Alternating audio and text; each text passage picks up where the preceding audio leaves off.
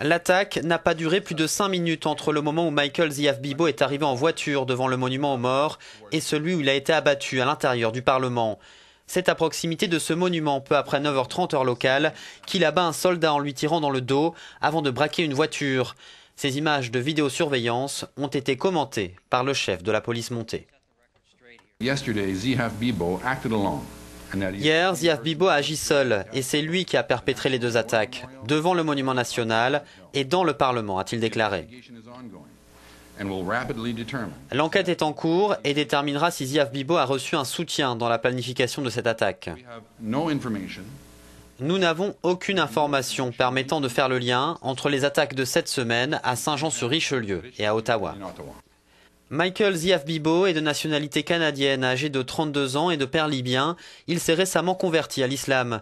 D'après les informations transmises par sa mère à la police, il avait l'intention de se rendre prochainement en Syrie. Avec la voiture qu'il a braquée, il se gare ensuite aux abords de la zone protégée du Parlement, sous le nez de 2 véhicules de police. Il court ensuite vers l'entrée principale du bâtiment. Il ne se trouvait alors qu'à quelques mètres du Premier ministre.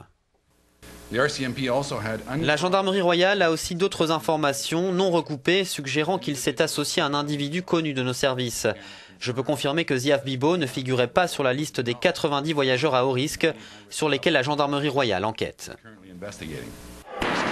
Les premiers coups de feu ont retenti juste après l'entrée de Michael Ziaf Bibo dans le bâtiment central du Parlement.